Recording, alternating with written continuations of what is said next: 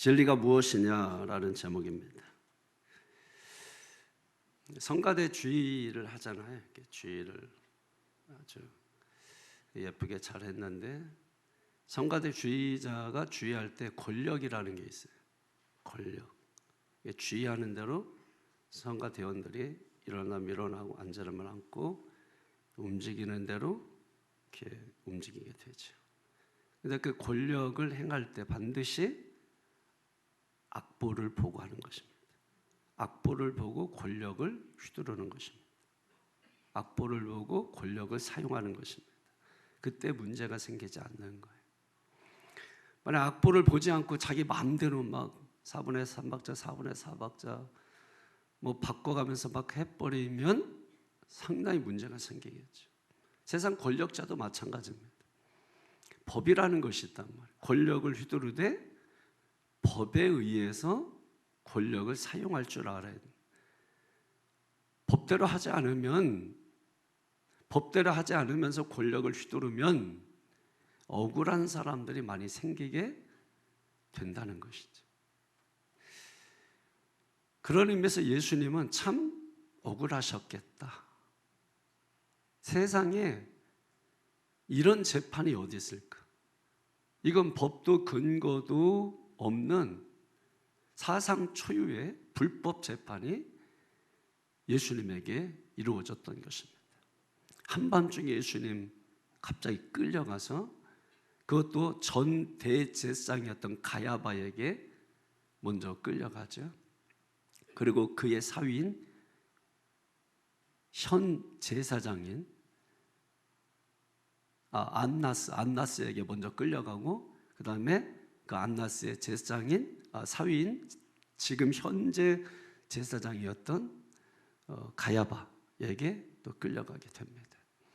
가야바에게 끌려가서 가야바가 밤새도록 자기 지하에 가둬놨다가 다음날 다시 또 빌라도에게 갑자기 보내고, 그것도 새벽에, 이게 다 모든 게 새벽에 이루어진 사건이에요. 그래서 빌라도가 다시 또 그를 헤롯에게 보내죠. 헤롯 왕이 신문에 보니까 별게 나오지 않아요. 그래서 다시 빌라도에게 끌려온 것입니다. 세상에 여러분, 이런 재판이 어디 있어요?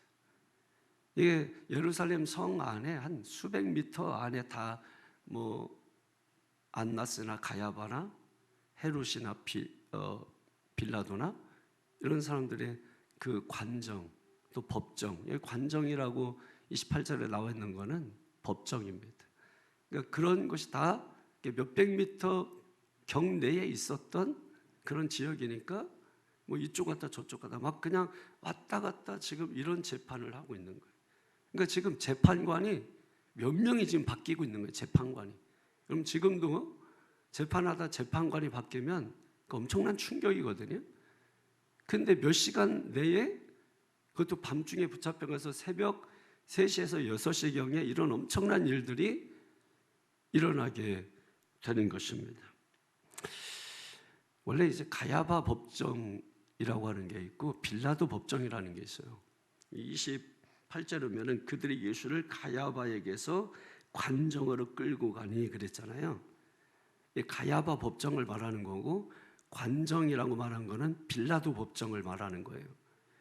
이 가야바 법정이라고 표현하는 것은 뭐냐면 종교법을 다루는 곳이에요. 종교 재판. 그리고 빌라도 법정은 정치범들을 다루는, 이 정치법을 다루는 법정을 말하는 거예요. 그러니까 종교법에서 지금 정치법으로 옮겼다는 거예요. 이게 무슨 말이에요? 종교법으로는 예수님을 죽이고 싶은데 죽이지 못하니까 정치범으로 몰아서 정치법에 의해서 예수님을 죽이겠다는 그런 심사인 거죠. 그것도 언제라고 했어요? 28절에 시작. 그들이 예수를 가야바에게서 관정으로 끌고 가니 새벽이라 그랬습니다. 새벽에 여러분 재판하는 경우가 어디 있습니까? 뭐 예수님이 지금 강도 짓을 한 것도 아니고 살인죄를 범한 것도 아니고 무슨 흉악죄를 저지른 것도 아닌데도 불구하고 예수님이 새벽에 이렇게 재판관을 여러 명 바꿔가면서 또 재판하는 장소를 서너 곳을 왔다 갔다 하면서 이렇게 일사천리로 이 재판을 하고자 하는 이 재판의 의도가 뭐냐는 거예요. 한마디로 말하면 이거는 말도 되지 않는 재판이고 이거는 불법 재판이에요. 불법 재판. 여러분, 기독교의 정신이 뭐예요? 공정함이에요. 공정함. 근데 공정함이 사라지면 억울한 사람들이 나타나게 된 것이죠. 그러니까 그 중에 지금 예수님이 상당히 억울한 재판을 지금 받고 계시다. 그런데 재밌는 건 또 뭐냐면 계속해서 28절에 시작. 그들은 더럽힘을 받지 아니하고 유월절 잔치를 먹고자 하여 관정에 들어가지 아니하더라. 참 이 사람들 재밌는 사람들이죠. 왜냐하면 지금 이 사람들이 관정에 들어가지 않은 이유는 뭐예요? 빌라도 이방인, 그러니까 이방인들이 있는 곳, 그런 장소에 들어가도 부정하다고 여겨졌거든요. 근데 유월절이 있습니다. 유월절 잔치에 참여하려고 하다 보니까 부정하면 들어갈 수 없죠. 지금 자신들을 정결하게 하기 위해서 이 땅에 오신 하나님의 아들 예수 그리스도를 죽이고자 하면서 정결하기 위해 자신들은 이방인들이 있는 곳에 들어가지 않겠다고 자기 의의를 세우고 있는 지금 이 사람들의 모습을 우리가 보고 있는 거예요. 그러니까 참 안과 밖이 다른 뭐 이런 거예요. 이 사람들이 이렇게 하는 이유는 뭐냐면 자기들이 결정한 거예요. 자기들이 예수를 죽여야 되겠다. 자기들이 예수를 죽여야 되겠다. 이게 고집이죠, 고집. 여러분, 예수 믿으면 고집이 사라지는 겁니다. 다른 게 아니에요. 예수 믿으면 고집이 사라지는 거예요. 다 저 사람은 다 좋은데 고집이 너무 세. 이거 여러분 심각한 말이거든요. 고집이 있다라는 건 자기가 왕이라는 뜻이에요. 절대 꺾이지 않는. 자기가 왕이기 때문에 그런 겁니다. 그거 내려놔야 돼요. 그거 무너뜨려야 돼요. 예수 믿는 사람의 특징이 고집이 없는 거예요. 뭐 변화된 게 뭘로 변화된 걸 보여줘요. 옛날에 고집이 셌었는데 예수 믿고 나서 고집이 사라졌다. 고집이 없어졌다. 여러분, 그런 거예요. 그러니까 여러분, 이상하게 예수 믿는 사람들이 보면 고집이 세요. 이상하게 고집이 세요. 자기 주장도 강하고. 아는 게 많아서 그런지 몰라도 여러분, 그것은 위험한 것이라는 것이죠. 유대인들, 바리새인들, 지금 유대 종교 지도자들, 이 사람들 지금 아는 게 많은 사람들이에요. 성경을 딸딸딸 외우는 사람들이, 종교법에 대해서 정확히 아는 사람들이, 2134개의 율법 조항을 딸딸딸 외우는 사람들이. 그래 여러분, 아는 게 많죠. 똑똑하죠. 그러니까 고집이 센 겁니다. 공정함이 무너지는, 법도 없어요. 자기들이 결정하는 게 법이야. 그게 여러분 뭐 하는 거예요? 기독교의 특징이 공정함인데 그 공정함이 사라져버리면 뭐가 거기에 남겠습니까? 정결하기 위해서, 깨끗하게 하기 위해서 하늘 보좌를 버리고 이 땅에 오신 예수님이신데 그분을 죽이면서 정결하겠다고, 그리고 자신은 유월절 잔치에 참여하겠다고, 어쩔 수 없이 그래서 빌라도가 관정 밖으로 나옵니다. 그 다음 절 29절에 보세요. 시작. 그러므로 빌라도가 밖으로 나가서 그들에게 말하되 너희가 무슨 일로 이 사람을 고발하느냐. 아멘. 무슨 일로 이 사람들을 고발하느냐. 그랬더니 30절에 뭐라고 말해요? 이 사람은 행악자입니다. 사악한 사람입니다. 우리도 여러분 성경을 봤지만 예수님에게 그런 모습이 있습니까? 없잖아요. 근데 이 사람은 악한 자라는 거예요. 행하는 것마다 악한 일을 행한다는 거예요. 예수님이 눈먼 사람 보게 하고 귀머거리 듣게 하고 앉은 매 일으켜주고 죽은 자 살려주고 병든 자 고쳐주고 가난한 자 함께 해주고 오병이의 기적을 통해서 배고픈 자 먹여주고 수도 없이 예수님이 행하신 그 많은 선한 일들이 있음에도 불구하고 자기들과 뜻이 다르다고, 자기들과 맞지 않는다고, 악한 사람이라고 그렇게 고발을 하고 있는 것입니다. 그래서 빌라도가 예수님을 신문한 후에 딱 보니까 이거는 로마가 개입할 문제가 아니야. 정치범이 아니라는 거예요. 그래서 예수님을 너희들의 법대로 재판하라. 너희들의 법대로 하라. 너희들의 법에 가야바 법정, 종교법을 하라. 이건 종교적인 문제지 정치적인 문제가 아니다. 너희들의 법대로 해라 하고 돌려보낸 거지 않은 것이죠. 29절부터 31절까지 시작. 그러므로 빌라도가 밖으로 나가서 그들에게 말하되 너희가 무슨 일로 이 사람을 고발하느냐? 대답하여 이르되 이 사람이 행악자가 아니었더라면 우리가 당신에게 넘기지 아니하였겠나이다. 빌라도가 이르되 너희가 그를 데려다가 너희 법대로 재판하라. 유대인들이 이르되 우리에게는 사람을 죽이는 권한이 없나이다 하니 아멘. 자, 여러분, 자신들은 종교법으로 죽일 법이 없다는 거야. 그러니까 이 사람은 죽여야 되는데, 그러니 정치범으로 몰아서 정치법에 의해서 이 사람을 죽여달라는 거예요. 그러니까 지금 이 사람들은 완전히 그냥 자기들이 고집대로 하고 있는 겁니다. 자기들이 결정한 대로 하고 있는 겁니다. 자기들이 결정한 게 법이에요, 법이에요. 왜 이렇게 이 사람들 예수님을 죽이려고 할까요? 왜 이렇게 예수님을 이렇게 해도 미워할까요? 아니, 어떻게든지 죽이려고 하고 어떻게든지 정적이니까 없애버리려고 하고 왜 그럴까요? 그 다음 절 한번 보실까요? 32절에 시작. 이는 예수께서 자기가 어떠한 죽음으로 죽을 것을 가리켜 하신 말씀을 응하게 하려 함이로라. 아멘. 결국 유대인들이 이렇게 하는 것은 자기들에 의해서 하는 것 같지만 결국은 성경 말씀의 예언을 이루는 것이라고 말씀하고 있습니다. 유대인들은 지금 그걸 위해서 이 빌라도를 지금 협박하고 있는 거예요. 너 우리 말 듣지 않으면 옅아졌다 우리가 공문 꾸며가지고 로마 황제에게 편지를 보내겠다. 그래서 너가 정치인으로서 살아남지 못하게 할 것이다. 빌라도는 정치인이거든요. 정치인에게 있어서 가장 소망은 정치적으로 성공하는 것이에요. 근데 누가 나에 대해서 흔들고 옅아졌다 말을 만들어내고 그러니까 다 이것저것 싫은 겁니다. 그러니까 이 빌라도가 인간적인 또 양심이 있고 어떤 정치라는 어떤 현실이 있고 그 사이에서 지금 갈등을 겪고 있는 것이죠. 그러면서 지금 재판을 시작하고 있는 거예요. 그 예수님은 신문하죠. 33절 시작. 이에 빌라도가 다시 관정에 들어가 예수를 이르되 네가 유대인의 왕이냐? 정치범으로 몰아야 되니까 왕이냐 이거. 네가 왕으로 왔냐? 묻는 거 아니에요. 왕이라고 하면 죽이기 쉽잖아요. 왜냐하면 로마가 전 세계를 다스렸잖아요. 전 세계를 다스렸을 때 그 지역들을 로마에서 직접 사람을 보냅니다. 그 사람을 우리가 총독이라고 하는 거예요.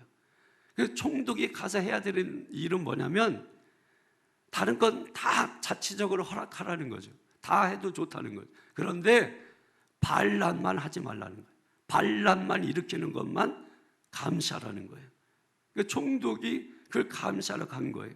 그리고 총독 밑에 누가 있냐면 모든 게 다 자치적으로 움직이니까 각 나라에 왕을 세웁니다. 그런 왕을 분봉왕이라고 그래요. 이 분봉왕은 로마 황제의 눈치를 봐야 되고 지시를 받아야 돼요. 그러니까 이 나라 사람들 눈치도 봐야 되고 로마 황제의 눈치도 봐야 되는 거죠. 그러니까 이 총독과 이 분봉왕은 사실은 서로 견제하는 사이예요.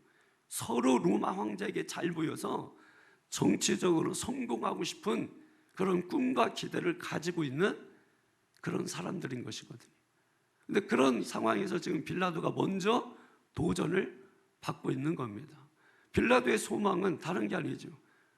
로마 정치인으로서 로마 나라에서 성공하고 싶었던 거예요. 그러니까 지금 어떻게 하든지 간에 유대인들 심기를 건드리지 않고, 왜? 자칫 잘못하면 밀란이라는 게 일어나죠. 민중 봉기라는 게 일어나잖아요. 그 밀란이 일어나면 로마에 보고될 거 아니에요? 그러면 총독이 어떻게 돼요? 목이 달아나게 되는 것입니다.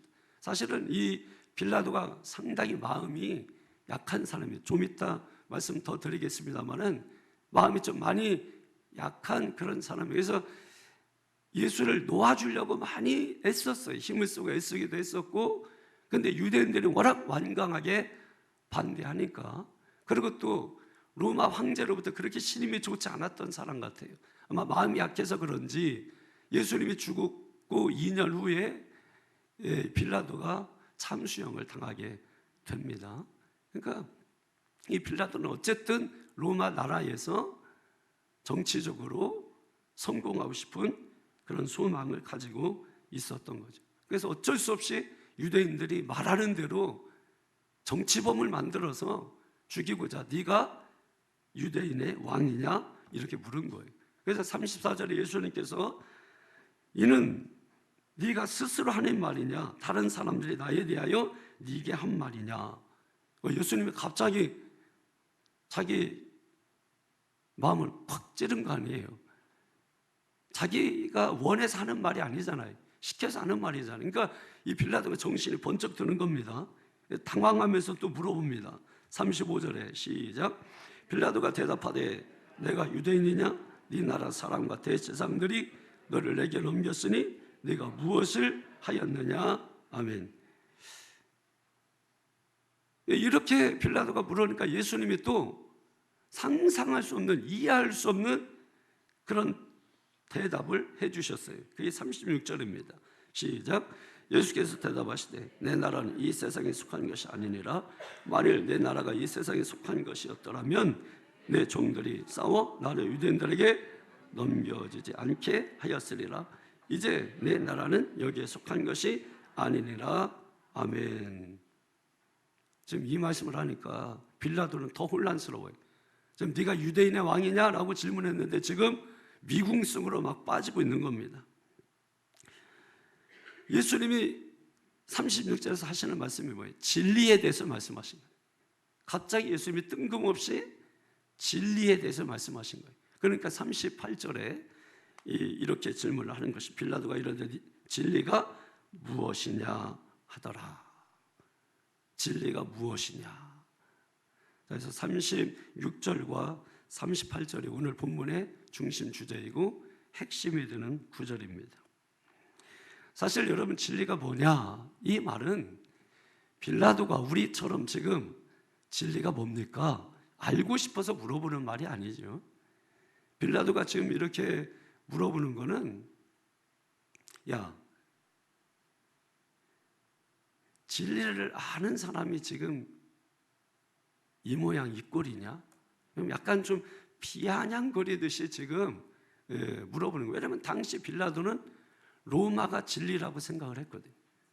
그런데 지금 이상한 말, 뭐 내 나라는 여기에 속한 게 아니라 하늘에 속한 것이다, 그러면서 진리에 대해서 말하니까 빌라도가 좀 약간 비아냥거리면서 진리가 뭐냐 하고 이렇게 물어본 겁니다.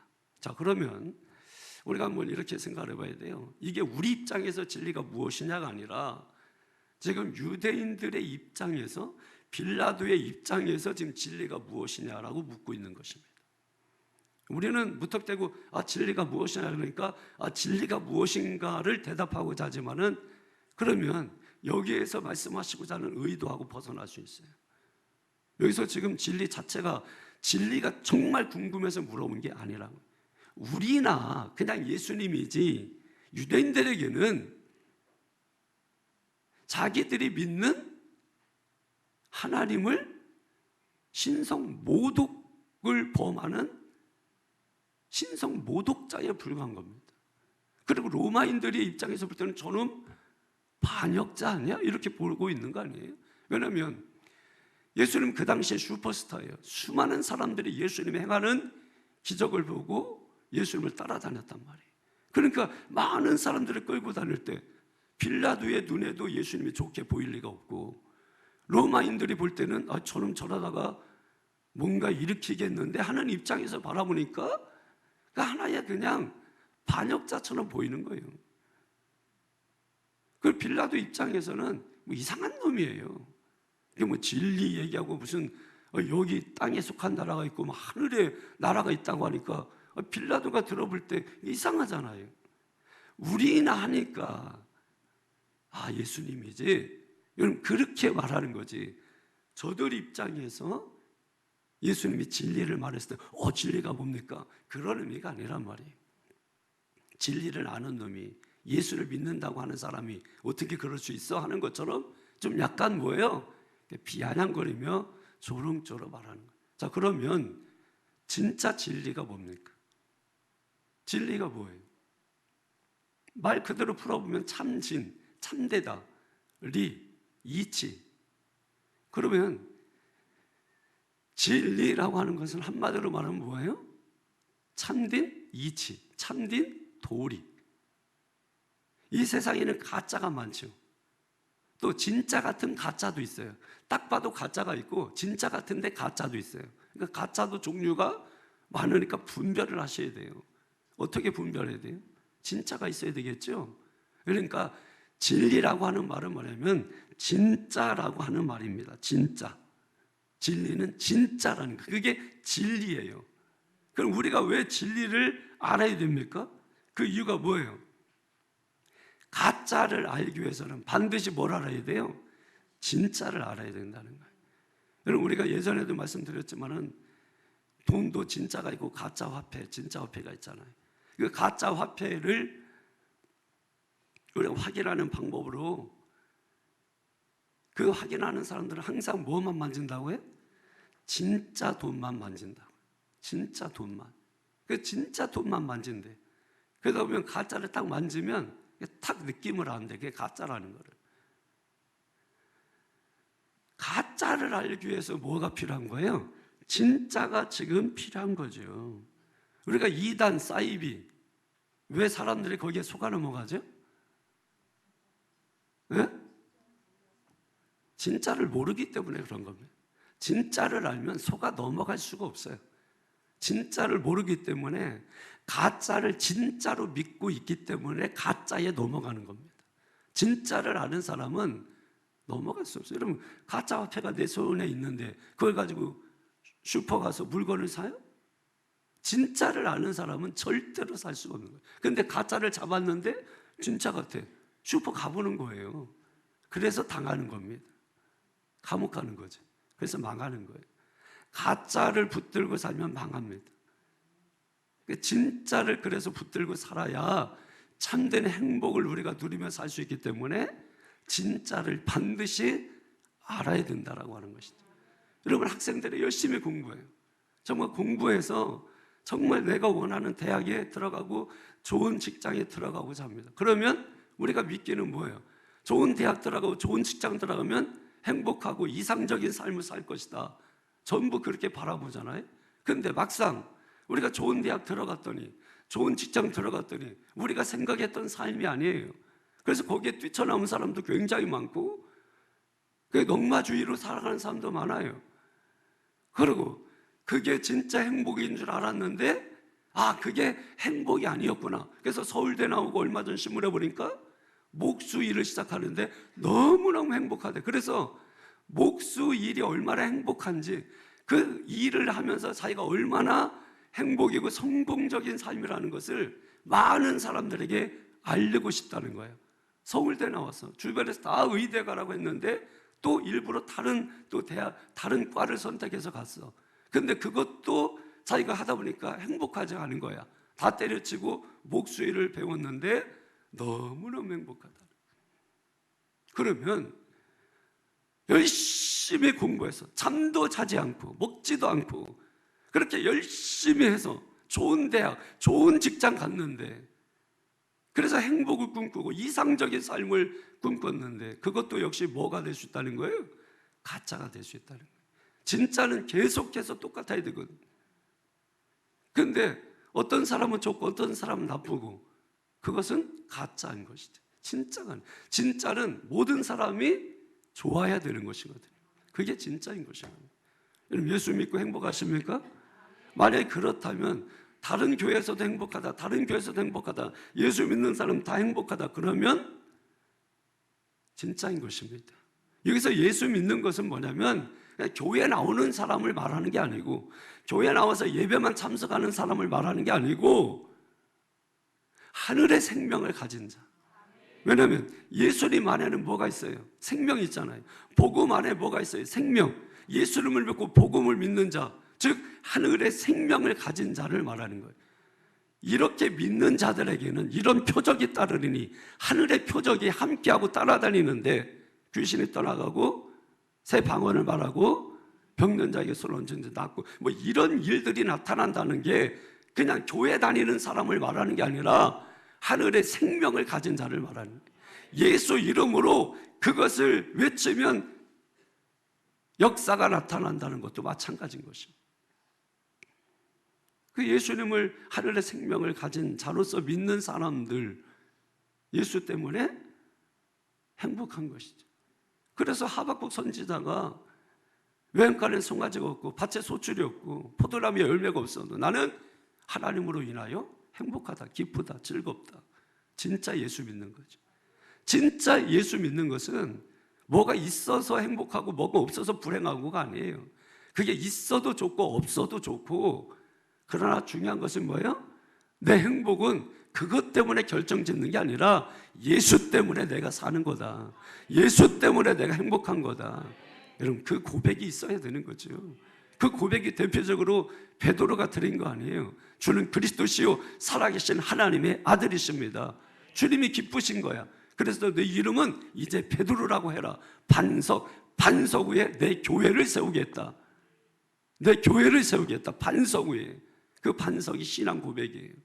그러니까 결국은 우리의 삶이 반석이 되기 위해서는 신앙 고백이 분명히 있어야 되고, 그 고백이 분명해야 되고, 그런 자들을 통해서 하나님의 교회 에클레시아가 세워져 나가게 되는 것입니다. 진리를 왜 알아야 합니까? 가짜를 알기 위해서, 가짜를 분별하기 위해서 진짜를 알아야 하기 때문입니다. 왜냐하면 우리가 세상 살다 보면 너무나 가짜가 너무 많고 진짜 같은 가짜가 너무 많기 때문에, 제가 지난번에도 한번 말씀드렸죠. 이성장로님 대만 갔다 어제 오셨는데, 대만 갔다가 나이키라고 해가지고 5켤레를 사고, 그 목사님 또 다른 목사님 해가지고 싸니까 나이키인데 진짜라 그래가지고, 그 진짜 똑같아요, 나이키. 그래서 그 목사님도 5켤레 10켤레씩 사가지고 막 다음 날 그거 신고 나갔는데 그 다른 목사님이 발가락이 하나 툭 튀어나왔다는 거예요. 한 번 딱 신었는데. 그래서 버렸다는 거예요. 아이, 그럴 리가 있냐. 그래서 제가 처음 딱 신었는데 이상하게 밑창이 없는 듯한 이런 느낌? 신었는데 바닥을 그냥 밟는 느낌? 그래서 정말 제가 너무 이뻐, 디자인이 괜찮아. 버릴 수가 없어서 그거 신을 때는 가능하면 돌 있는데 안 가고 피해 다녀. 뒤에서 볼 때는 춤추는 것처럼 보일 거예요. 피해 다니니까. 마음의 결심, 다시는 내가 사지 않겠다. 나이키에 속지 않겠다. 너무 싸더라고. 속아요. 늘 기도하는 저도 속아요. 속지 않겠다고. 이번에는 물건 사지 않겠다고. 잔뜩 사가지고 오는 거야. 그 결심을 하고 간다고. 돈을 안 받고 간다고. 그래서 돈을 안 받고 가. 옆에 사람 거 꿔요. 그래서 집에 가서 준다고 하고. 야, 이게 어렵더라고. 그래서 여러분 속으면 어때요? 마음이 허탈하고 허망하고. 이번에 전세 사기 사건이 있었잖아. 사기라는 말 자체가 가짜라는 말 아니에요. 거기 얼마나 많은 사람들이 속았어요. 속고 인생이 어떻게 됩니까? 한순간에 망가지는 거예요. 한순간에 어떻게 할 수가 없는 거예요. 어쩔 줄 몰라 하는 거예요. 정부에 뭐 막 정부 책임져라 막 하고, 그게 왜 정부가 책임져야 될 일이냐 하고, 그 뭐 단체로 몰려드니까, 표 안 주니까 어쩔 수 없이 울며 겨자 먹기로. 못 낀 놈이 화낸다고. 진짜 세상 살다 보면 방귀 낀 놈이 화낸다고 정말 그게 뼈저리게 느껴질 때가 있어요. 참 세상이 웃기게 돌아가는 거죠. 이런 세상에서 믿는 자들이 속고 사는 것을 주님이 기뻐하지 않는 거예요. 그러니까 진리를 우리가 반드시 알아야 된다고 오늘 성경을 말씀하는 겁니다. 그러면 진리가 도대체 뭘까요? 오늘 성경에 보면 세 부류의 사람이 세 부류의 나라를 소개합니다. 우선 첫 번째 빌라도입니다. 아까도 말씀드렸죠, 여러분. 빌라도 어떤 사람인가? 이 빌라도에 대한 평가는 다 달라요. 역사가 평가하는 거, 유대인이 평가하는 거, 기독교인이 평가하는 거, 다 평가하는 사람마다 달라. 똑같은 거 하나 놓고도 우리나라도 보면 지금 열왕야랑해서 평가하는 게 서로 다르고, 또 이쪽 사람 저쪽 사람 평가하는 게 다르고 다 다르잖아요. 똑같은 거 놓고, 아니 똑같은 사건을 놓고 평가하는데 달라. 초대 대통령 놓고 평가하는 게 달라. 박정희 대통령 놓고 평가하는 게 달라. 전부 뭐예요? 평가하는 게 다른 거죠. 마찬가지로 빌라도도 바라보는 사람 입장에 따라서 평가가 엇갈립니다. 어떤 사람, 빌라도는 용기 있고 선한 일을 했지만은 대단히 우유부단한 사람이라는 평가가 있습니다. 어떻게 보면 우유부단하죠. 어떻게 보면 또 그 우유부단하다는 것이 인간미가 넘쳐난다, 뭐 이렇게도 볼 수 있는 것이에요. 근데 이 사람은 본질적으로 아주 똑똑한 사람이라는 거예요. 짐승 같은 사람이 아니고 아주 똑똑한 사람이라는 거예요. 많은 사람들 중에 선별돼서 팔레스틴 지역에 총독으로 보냄을 받았잖아요. 그러니까 그 정도 되려면 똑똑하지 않고 어떻게 총독이 됩니까?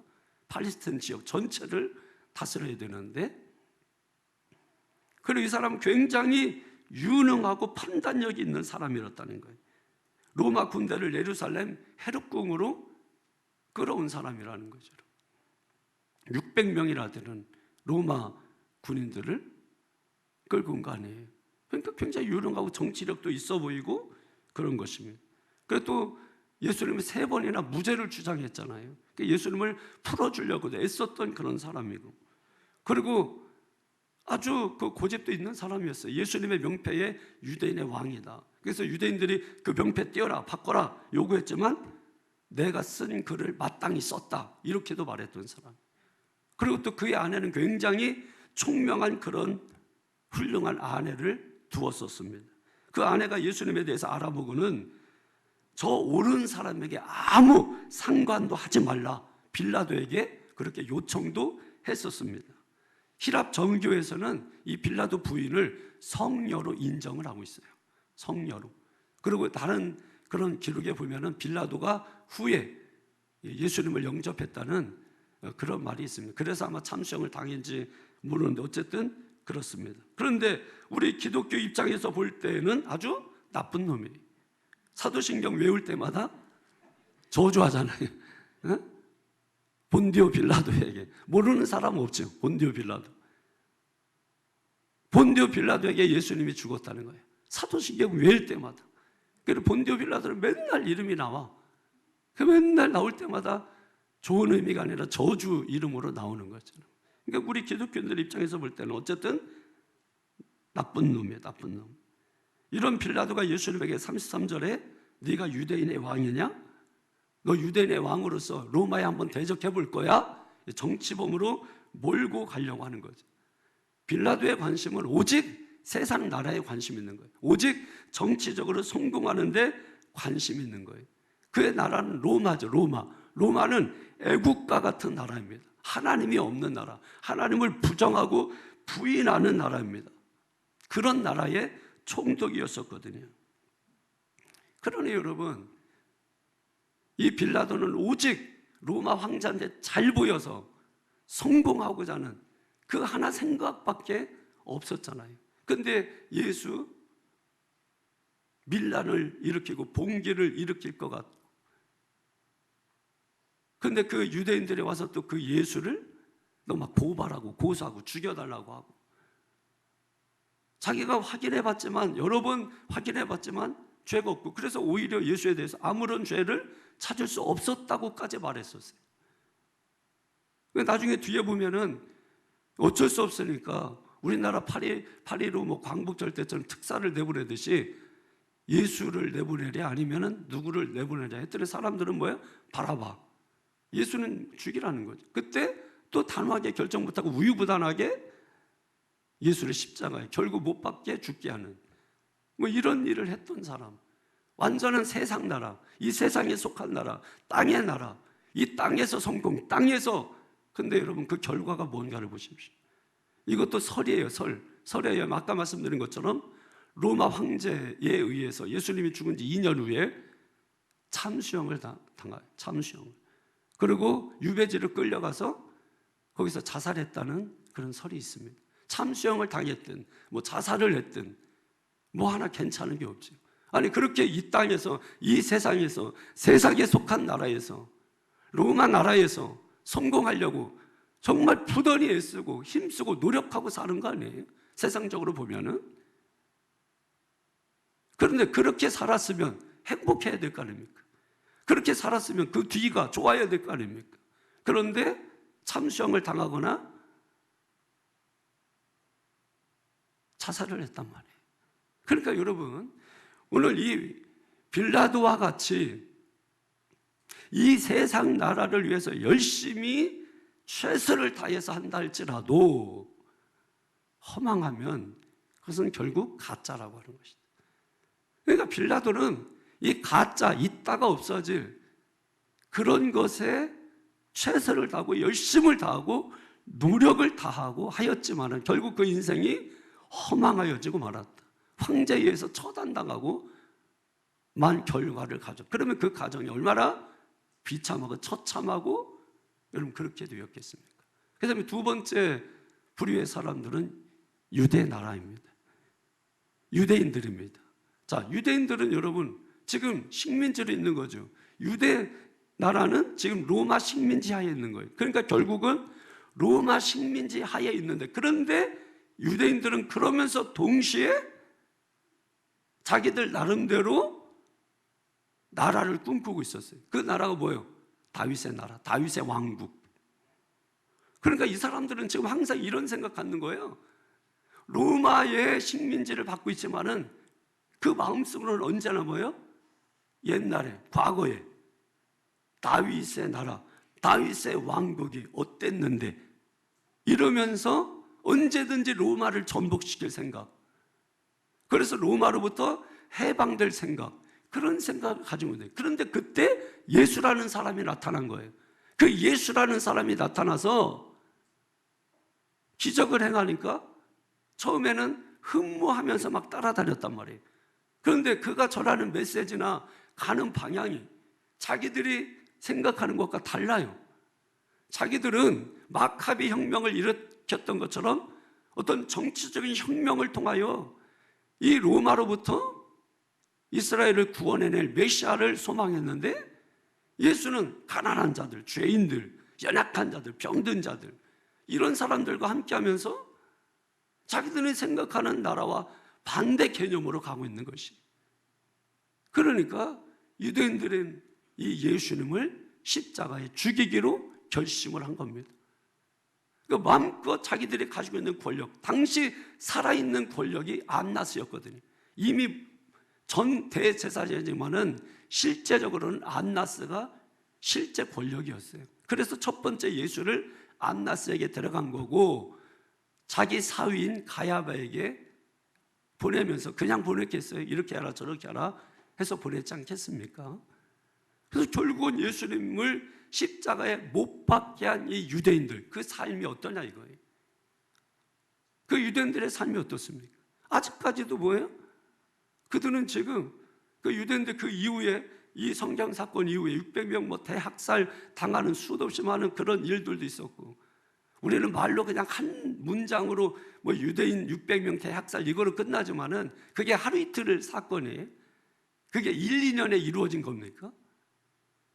유대인들은 기독교인들로부터도 엄청난 박해를 받았어요. 너희들이 예수를 죽였다 해가지고 엄청난 박해를 받았다고요. 여러분 유대인들이 자기들이 믿고 있었던 그 다윗 왕국, 다윗의 나라, 여러분 그 다윗의 나라, 다윗의 왕국, 뭐가 다윗의 왕국이에요? 다윗의 왕국은 하나의 예표예요. 예표. 무엇을 보여주고자? 다가올 하나님의 나라를 보여주고자 하는 예표. 예표는 뭐 가짜라고 하긴 그렇지만은 뭐예요?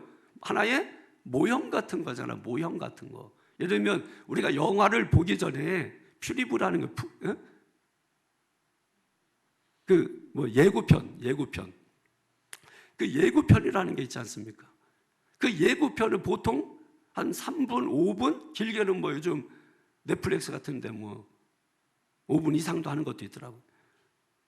근데 여러분, 그 예고편을 보고 그것을 보고서 나 영화를 다 봤다, 이렇게 말하면 그게 맞는 말이 아니잖아요. 그렇다고 해서 또 안 봤다고 말하기도 좀 그렇잖아요. 어느 정도는 알고 있지만 다 본 게 아니잖아. 요즘 뭐 인터넷 보면 책 같은 거 요약해 놓고, 저도 보면 어떤 때 급하면 요약부터 먼저 보거든요. 그 요약을 먼저 보고 그러고 나서 이제 그 책을 나중에 이제 보게 되는 건데, 그 요약해 놓은 거 보고서 그 책을 다 봤다고 말할 수 있나요? 아니에요, 여러분. 그 요약은 그냥 말 그대로 요약이에요. 그 요약에 포함되지 않은 수없이 많은 사건 이야기들이 많이 있거든요. 근데 이거는 또 뭐 전혀 가짜라고 하긴 그런 거예요. 다윗 나라가 바로 그와 같은 거예요. 아파트를 짓습니다. 모델하우스를 먼저 짓죠. 모델하우스는 구경하는 집이지 사는 집이 아니잖아요. 바로 그와 같은 거예요. 다윗 왕국이라고 하는 것은 하나의 예표예요. 그림자로서 다가올 하나님의 나라가 이러할 것이다. 한마디로 하나님이 함께하는 나라죠. 그 하나님이 함께하는 나라. 그러니까 유대인들은 지금 말씀드렸잖아요. 가짜라고 하기보다는 어떤 모조품에 속고 있는 거예요. 결국 그것도 속으면 허망해집니다. 가짜예요. 근데 그것을 마음에 붙잡고 그 다윗 왕국이 보여준 하나님의 나라를 세우기 위해서 오신 예수님을 뭐예요? 십자가에 못 박아 죽이는 그 일에 앞장서고 있지 않습니까? 그러니 유대인들의 그 삶이 얼마나 비참하겠느냐는 거예요. 결국 가짜를 붙들고 살기 때문에 그런 것이죠. 그리고 세 번째는 예수님이죠. 예수님이 보여주는 나라는 무엇입니까? 36절에 보니까 이 세상에 속하지 않은 나라라고. 이 세상에 속하지 않은 나라. 그러면 어떤 나라예요? 하나님의 나라죠. 36절 다시 한번 보세요. 시작. 예수께서 대답하시되 내 나라는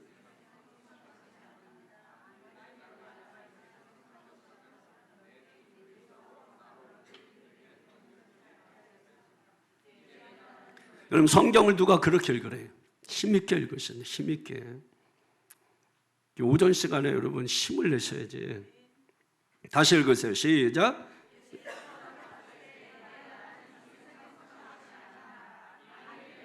이 세상에 속한 것이었더라면 내 종들이 싸워 나를 유대인들에게 넘겨지지 않게 하였으리라. 이제 내 나라는 여기에 속한 것이 아니니라. 아멘. 예수님 지금 나라에 대해서 말씀하잖아요. 두 종류 나라가 있다.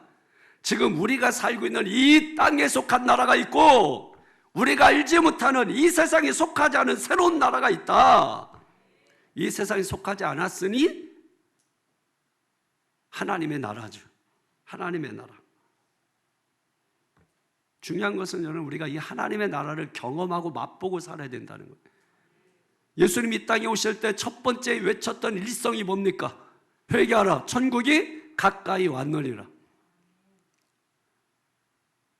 그 천국을 맛보지 못하게 하는 게 뭐예요? 그걸 회개하라는 거예요. 그게 고집불통이면 그걸 회개하시고, 불신앙이면 그걸 회개하시고, 이 세상을 사랑하면 그걸 회개하시고, 자기 나름대로 다윗 왕국을 꿈꾸며 진짜를 못 박으라고 소리치고 있는 자신을 들여다보면서 회개하셔야 합니다.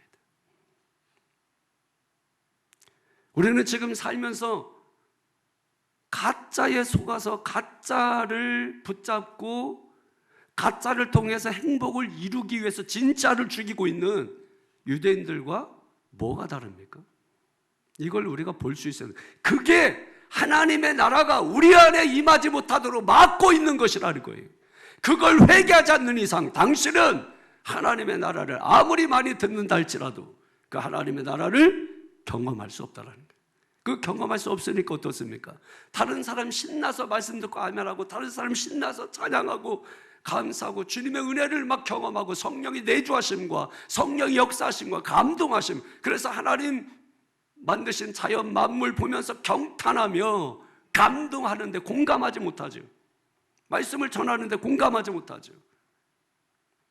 세상적으로 공감 능력이 부족해서라고 말하겠지만, 그러나 중요한 것은 당신은 하나님의 나라를 볼 수 있는 눈이 없기 때문인 것이죠. 그래서 오늘 주님이 진리를 우리에게 말씀을 해주고 있는 것입니다.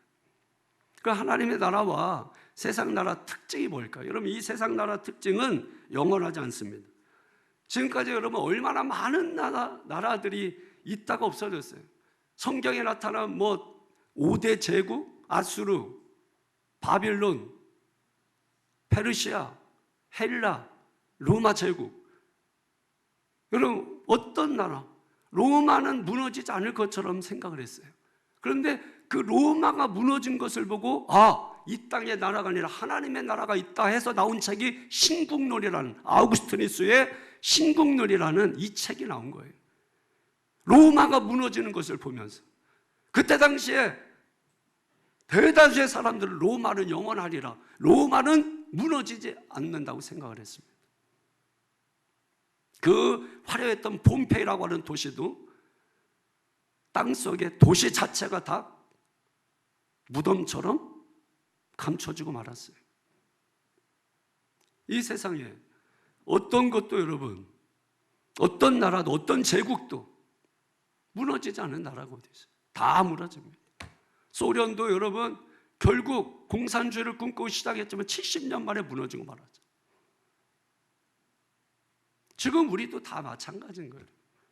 있다가 사라질, 어떤 것도 완전한 나라는 없는 것입니다. 이 세상 나라 특징은 사람이 통치하는 거예요. 그 사람이 어떤 사람이냐? 지금 우리나라 대통령, 그 사람이 어떤 사람이냐? 완전하지 않죠. 불완전하죠. 그러니까 통치하는 게 어떻습니까? 불완전하죠. 그게 배라고 생각하면 막 흔들리는 거죠. 멀미하겠죠. 멀미하는데 음식이 넘어가요? 사는 게 재미있어요? 살아있을 뿐이지 아무 의미가 없는 거예요. 의미 없는 일을 하고 있는 것이죠. 사람이 통치하는 나라, 이 세상 나라라면 그 자기 사랑, 에고이즘이라고, 에고이즘. 자기애가 아주 강한 거죠, 여러분. 이타적인 게 없는 거죠, 이타적. 어떤 사람이 천국 가고 지옥 가서 보니까 젓가락이 긴데 음식을 먹는데, 지옥에 갔더니 뭐예요? 서로 자기만 먹으려는데 젓가락이 너무 기니까 먹지 못해 다 메말라 죽더래. 천국 갔더니 그 긴 젓가락으로 상대방 입에 넣어주더래. 그러니까 다 살이 통통 쪄가지고 잘 살고 있더래.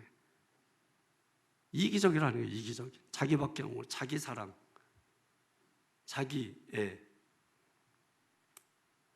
그리고 항상 권력 중심이에요. 권력 지금 차지하려고 지금 우리나라 다른 거 얘기할 필요 없어요. 우리나라 보면 지금 인간 세상이 어떤지를 그냥 뼈저리게 느끼고 있어요, 지금. 그럼 반대로 하나님 나라 어떻습니까? 영원하죠? 시작도 끝도 없고 영원한 하나님의 나라입니다. 둘째로 하나님이 다스리고 통치하시는 나라예요. 하나님은 힘으로, 권력으로 다스리는 분이 아니고 사랑으로 다스리는 분이에요. 그래서 우리는 팍스로마가 뭐예요? 피스, 우리가 피스라고 말해요. 팍스로마, 힘으로 차지한 평화라는 거예요. 권력으로 차지한 평화. 그게 진짜 평화겠냐 이거예요. 우리는 뭐예요? 지금도 예나 지금이나 샬롬이라면 샬롬, 주님이 주시는 평화란 말이에요. 하나님의 통치를 통해서 흘러나오는 평화란 말이에요. 그리고 이타적이죠. 서로 섬기고 대접하고. 그리고 영적입니다. 눈에 보이지 않지만 존재하는 나라, 그게 하나님의 나라인 것이죠. 그래서 로마서 14장 17절에 하나님의 나라는 먹는 것과 마시는 것이 아니에요. 오직 성령 안에서 의와 평강과 실학이라. 할렐루야. 하나님의 나라는 가까이 왔고 이미 임했고 곧 완성될 것이다. 그래서 이르시되 때가 찼고 하나님의 나라가 가까이 왔으니 회개하고 복음을 믿으라. 이렇게 말씀하는 것입니다. 누구든지 예수 이름을 영접하면 이 하나님의 나라가 우리 안에서 시작하는 것입니다. 여러분, 예수 이름을 모셔드려야 돼. 예수 이름을 영접해야 돼. 예수 이름을 믿어야 돼. 믿는 게 영접하는 거야. 영접하는 게 믿는 거야. 예수는 뭘 믿는 거예요? 주는 그리스도시고 살아계신 하나님의 아들이십니다. 다시 말해서 예수님이 내 인생과 내 삶의 주인이십니다. 오직 그분만이 나의 주인이십니다. 이걸 우리가 고백하는 거예요. 그때 주님의 나라가 내 안에 싹 임하게 된단 말이에요. 그러니까 하나님의 나라의 특징은 의와 평강과 희락, 기쁨이 내 속에서 흘러넘친단 말이에요. 감사가 넘쳐난단 말이에요. 찬송이 넘쳐난단 말이에요. 원망불평이 사라진단 말이에요. 어둠이 빛이 들어오면 사라지는 것처럼 원망불평 사라지고 감사 찬송이 넘쳐나게 되는 것입니다. 우리가 속한 나라가 이 세상에 속한 나라인지 하나님 나라에 속한 세상인지를 돌아보아야 합니다. 이 세상에 속한 나라에서 내가 아무리 수고하고 아무리 땀 흘리고 아무리 내가 최선을 다했다 할지라도 그 결과는 허망하다는 것을 우리가 유대인과 빌라도를 통해서 살펴보았습니다. 그러므로 우리가 어느 나라에서 최선을 다하고 땀 흘리고 수고해야 되는가를 우리가 알아야 된다라고 하는 것이에요. 이걸 우리가 먼저 돌아볼 필요가 있어요. 내가 어느 나라에 속해, 내가 이 땅에 발을 디디고 살지만 우리가 속한 나라는 하나님의 나라입니다. 그렇기 때문에 우리가 힘쓰고 애써야 될 나라는 바로 하나님의 나라입니다. 삼류삼패라는 말이 있죠. 하나님의 백성된 사람들은 세 가지 흘려야 될 것이 있고 세 가지 달아서 없어져야 될 것이 있다. 흘려야 될 게 뭘까요? 땀, 눈물, 피. 달아 없어져야 될 게 손금, 신발, 무릎. 그죠? 설명 안 해도 다 아시겠죠? 예, 삼류삼패 기억하세요, 여러분. 이것이 없으면 우리가 하나님의 나라를 맛볼 수 없는 거예요. 그냥 어떻게 맛봐요? 어떻게 하나님의 나라를 그냥 맛봐요? 어떻게 기도도 안 하는데 어떻게 응답이 와요? 어떻게 예배를 안 하는데 감동이 와요? 어떻게 드린 게 없는데 어떻게 내가 소유할 수 있어요?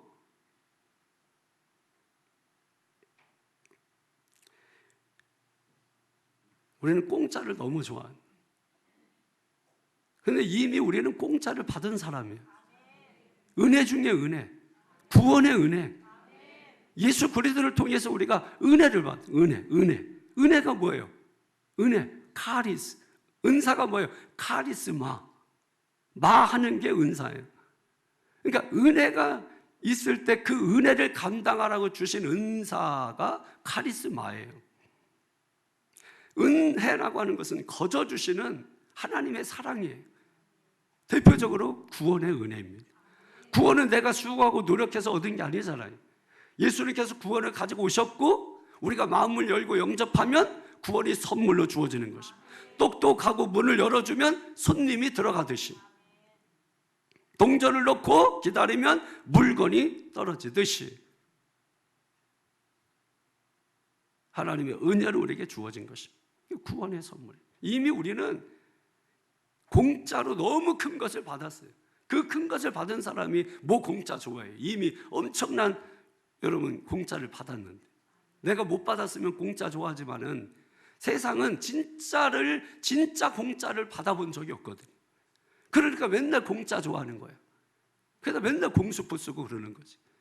그래서 여러분 믿음의 사람은 뭐예요? 이미 그런 은혜를 받았기 때문에 공짜 좋아하지 않고 오히려 뭐예요? 더 내고. 그러니까 예수 믿는 사람 너무 이렇게 깎는 거는 아직도 세속의 때를 벗지 못해서 그래요. 뭐 어느 정도 이렇게 해가지고서는 우리가 좀 뭐 예를 들면 우리가 중국 계시지만은 중국 갔다 깎아야지 거기서는 일부러. 왜냐하면 하도 너무 몇 배로 부풀려서 또 마찬가지야. 한국으로 오시는 분들도 한국 사람들도 바가지 씌운다고 깎아야지. 그러니까 우리가 여행이라는 목적을 갔을 때는 그게 세계 어느 나라나 다 똑같더라고. 이탈리아 갔을 때도 마찬가지고 스페인 갔을 때도 마찬가지고 다 깎아야 되라고. 일단은 안 그러면 다 속더라고. 일단은 가이드가 얘기해줘요. 다 일단은 후려치라고. 근데 희한하게 이거 너무한 거 아니야? 해가지고서 사면 밑에서 누구 만나. 그러면 그 사람은 내가 산 것에 3분의 1 값으로 샀어. 그 좋다고 둘이 막 하고 한 사람 억울해서 나갔는데 또 밑에서 하나 또 만났잖아. 그럼 그 사람은 또 3분의 1 값으로 또 샀어. 반납은 안 돼. 반품은 안 돼. 속지 않는 게 중요한 것이다. 세상 나라에 속지 않기를 바랍니다. 우리 나름대로 자기가 꿈꾸는 왕국이 있잖아요. 속지 않기를 바랍니다. 거기에 속지 않기를 바라요. 우리가 땀 흘리고 수고하고 애쓰고 노력하고, 아멘은 못다 뒀다가, 우리가 애쓰고 노력하고 땀 흘리고 수고하고 맨날 뒷북이라 치니까 맨날 투자해도 남이 투자한 다음에 그 뒤에 투자해서 걷어들일 게 없고, 꼭 남이 다 사서 다 지나가면 그때서 가서 하려고 하니까 뒤에 그냥 뭐 뒤치다거리나 하고, 그러니까 매일 원망불평. 왜 원망불평? 앞서간 사람은 원망불평이 없어. 말 안 해. 그 사람들은 절대로. 이런 거라도 앞서가야 될 거야. 이런 거라도 꼭 얘기 듣고 해야 정신 차리고. 여러분, 가짜에 속고 모조품에 속으면 어떻게 되겠어요? 가짜는 여러분 이 세상 나라죠. 모조품은 다윗 왕국과 같은 것이죠. 그런 거에 속고 여러분 속으면 어떻게 되겠습니까? 그걸 지금 보여주는 거예요. 성경은 유대인을 보라는 거야. 빌라도 보라는 거야. 삼수당했지 않느냐. 유대인들 보라는 거예요. 엄청난 핍박, 박해받고 아직도 제자리 찾지 못하고 지금도 전쟁하고 있지 않는 겁니까? 사람들은 이 세상에 살면서 자꾸 합리화시켜요. 결국은 그게 세속적인 나라고 로마에 속한 나라라는 거 기억하셔야 합니다. 다윗 왕국은 모조품이에요. 뭐 가짜는 아니라 할지라도 모조품에 불과한 것입니다. 그럼 진짜가 뭐냐? 우리가 속한 나라가 땅이 아니라 하늘에 속한 나라가 되어야 한다라고 하는, 그 나라의 특징이 뭐예요? 하나님이 함께하는 나라다. 이 나라는 하나님이 통치하고 하나님이 다스리는 나라다. 그러므로 여러분, 예수님이 말씀하시는 진리가 뭐예요? 하나님의 나라예요. 결국은 그 나라를 이 땅에 가지고 오신 예수 그리스도야. 그분이 바로 진리라는 거예요. 그 진리를 우리가 소유하게 될 때 진리가 너희를 자유케 하리라. 요한복음 8장 32절에 진리가 너희를 자유케 하리라. 자유하지 못하다면 돌아보셔야죠. 내 속에 진리가 없는 거 아닌가? 자유하다면 기뻐하십시오. 내 안에 진리로 인하여 내가 기뻐하고 있다라고 하는 것을. 진리를 소유함과 진리를 소유하지 않은 사람과는 세계관이 다른 거거든요. 그러니까 빌라도의 세계관이 다르고 믿는 자의 세계관이 다른 거예요. 유대인들의 세계관이 다르고 믿는 자들의 세계관이 다른 거야. 믿는 자들의 세계관 속에는 예수님이 중심이고, 그렇지 않은 세계관은 자기가 중심이야. 자기가 중심이라는 말은 결국 자기가 왕이라는 거야. 이게 오늘날 포스트 모더니즘이에요. 함정이에요. 그래서 뭡니까? 부모의 권위도 무너뜨리고 선생님의 권위도 무너뜨리고 나라의 대통령의 권위도 무너뜨리고 오직 나밖에 없는. 그래서 자식을 키우는 게 아니라 뭐를 키우는 거예요? 결국은 여러분 각자가 왕이에요. 그러니까 누구 말도 듣지 않는 겁니다. 왜? 내가 왕인데 누구 말을 들어? 목사의 권위 무너뜨리는 거예요. 왜? 내가 왕인데 누구 말을 들어? 그런 나라 행복할까요? 거기서 같이 예배하면 행복할까요? 같이 밥을 먹으니까, 밥 먹으니까 여러분 좋습니까? 불행한 거예요. 그래서 그렇게 내가 다윗 왕국 꿈꾸면서 살지만 다 떠나잖아요. 자식이고 뭐고 다 떠나고 돈도 떠나고 건강도 떠나고 있던 거 다. 그래서 결국 남는 게 늙음. 교회 안에 노인이 많으면 안 돼요. 어른이 많아야 돼. 노인은 그냥 대접만 받으려는 거고 어른은 섬기려는 자들이에요. 노인 자체가 문제인 거가 아니에요, 여러분. 어른이 없는 게 문제인 거예요. 포스트 모더니즘. 이게 우리 시대에 지금 가장 중요한 가치가 되어버린 거예요. 이런 세계관을 가지고 있는 사람들, 아무리 진리를 말하는들 그 진리가 귓등으로라도 들어오겠어요? 사랑하는 성도 여러분, 그래서 믿는 여러분에게 말씀드리는 겁니다. 그래도 들으려고 나온 여러분들에게 지치지만 그래도 계속해서 외치는 겁니다. 왜? 살아야 되니까. 진짜를 붙잡아야 되니까. 그렇게 살다가 인생 마지막에 속아서 빈손, 공순에 공수고 빈손으로 가니까, 그러니까 외치는 거예요. 오늘 우리가 어디에 속해 있는지 여러분 돌아보시기 바랍니다. 내가 하늘에 속한 자인지 땅에 속한 자인지, 그래서 내가 열심을 내고 있다면, 최선을 다하고 있다면 내가 속한 그 나라가 어디기 때문에 그렇게 최선을 다하고 살고 있는지, 가짜가 아니라 진짜를 볼 수 있어야 하는 것입니다. 우리 예수님은 진리를 보기 원하십니다. 진짜를 보기를 원하십니다. 하나님의 사랑과 은혜, 그걸 깨닫고 내게 어떻게 행하셨는지, 이 모든 것을 깨닫는 그 자체가 진리예요. 그러나 말씀을 듣고 깨닫고 주님의 은혜와 사랑을 깨닫는 것, 은혜와 진리, 누구의? 예수님이죠. 그분이 오셔서 행하신 그 일을 깨닫는 것이 다른 게 아니에요. 진리예요. 그거로 말미암아 너희의 삶이 풍성하게 되는 거, 부유하게 되는 거, 행복하게 되는 거, 그게 진리예요. 진리. 빌라도가 오늘 진리가 무엇이냐로 물었습니다. 오늘 우리는 이미 우리 안에 진리신 예수님이 있습니다. 그 진리신 예수님이 있다면 우리가 세상적으로 이렇게 저렇게 얽혀있고 저렇게 얽혀있고 내 삶이 빈궁하고 또 내 삶이 고달프고 피곤하고 지치고 그런다 할지라도 내 속에 진리가 있다면 그 진리로 인해서 우리가 자유함을 얻고, 세상에서 겉에서 들어오는, 밖에서 들어오는 기쁨이 아니라 내 삶의 가장 깊은 곳에서부터 우러나오는 그 기쁨이 우리에게 있는 것입니다. 내 뜻이 아니라 하나님의 뜻을 먼저 주장하게 되고 그 뜻을 말하게 되고 내가 중심이 아니라 하나님의 중심이 되어서 사는 그 삶의 역사가 우리에게 일어나게 되는 줄로 믿습니다. 나는 빌라도와 유대 종교 지도자들처럼 내 모습은 그런 모습이 아닌지, 교회 나오고 믿음도 있고 그런데 세상 나라와 하나님 나라 사이에서 예수님을 당연히 선택할 거라고 생각하고 살고 있는 것은 아닌지, 또 유대인들처럼 다윗의 왕국을 꿈꾸며 나름대로 자기가 예수 믿으며 나름대로 꿈꾸는 왕국은 없는지, 그리고 누구를 놓아줄까라고 했을 때 내가 직접적으로 거기에 가담하진 않지만 속으로 바라봐라고 생각하고 있는지, 왜? 내 이익을 위해서.